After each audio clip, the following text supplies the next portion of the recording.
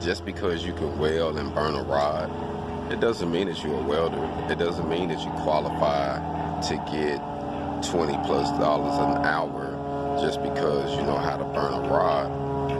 No, you got to know how to do more than that.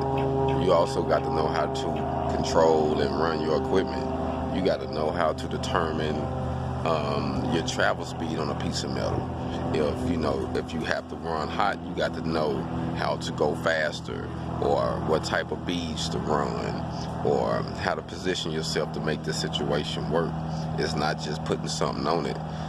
You got to know how to make a sound and nice weld versus making a pretty weld, having all the equipment where you can make it look like it need to look, if that's the situation. You got to be able to determine it.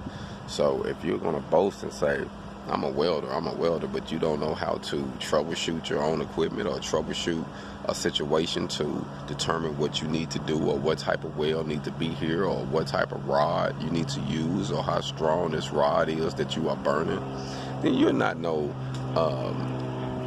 certified welder. I'm gonna say it like that. You might can weld something together, but you're not no certified welder, because when you being a certified welder, that's a science to this. There's a techniques to use to be able to make the situation easier on you. So if you are a welder, you'll know this, but for some reason you're cocky and you feel because you can just light up a stick, you entitled to these X amount of dollars. Nah, you gotta do more than that. You gotta do more than just take a bath.